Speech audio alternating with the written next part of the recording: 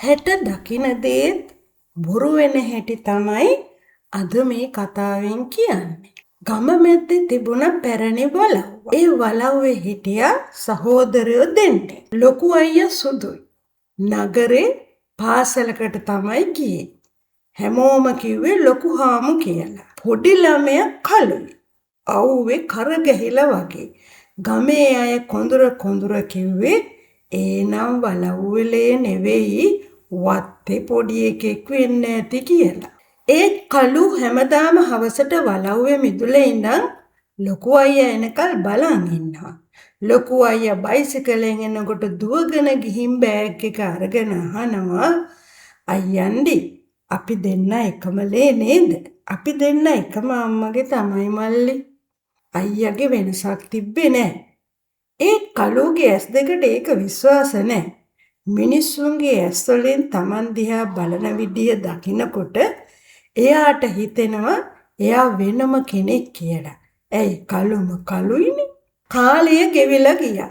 එක දවසක් ලොකු හාමු ගමෙන් නගරයට ගියා. නගරයට ගිය ලොකු හාමුට අනතුරක් වෙලා. වාහනයක හැපිලා. නගරේ තිබුණ රෝහලට ඇතුල් කරලා. වලව්වම කලබල වුණා. ලොකු හාමුට ලේ ගොඩක් ගිහින් එයාගේ ලේ වර්ගය හරිම දුර්ලභයි කියලා දොස්තර මහත්තුරු කියලා තියෙනවා. අම්මා වලව්වේ බුදුපහන ඉස්සරහා අඬ වැඳ වැටුණා.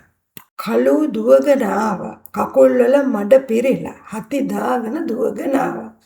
අම්බේ අයියන්ඩිට මගලේ හරියන අපි එකම ලේ නේද අම්මේ. අම්මා කළුගේ ඔළුව අත ගෑවා. රෝහලට ගියාම දොස්තර මහත්තයා ලේ පරීක්ෂා කරලා බලනකොට 100%ක්ම මේ ලේ වර්ගය ගැලපෙනවානේ. කළු ලේ ටික දුන්නා.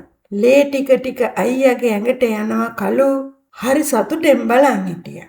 අයියාගේ මූණ දිහා හිමින් සැරේ බලාගෙන හිටියා. අයියන්ඩි දැක්ක නේද? අපි එකම ලේ නේද අයියන්ඩි? අයියාගේ ඇස් කඳුලින් පිරුණා. ඒ කඳුළු කැටයක් කළුගේ අත උඩට වැටුණා.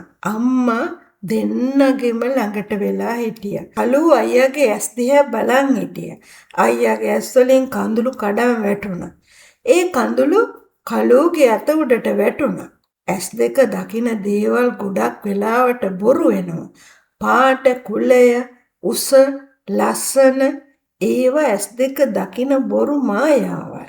ඒත් එකම ලේවල ඇත්ත කවදාවත් බොරු වෙන්නේ නෑ නේද?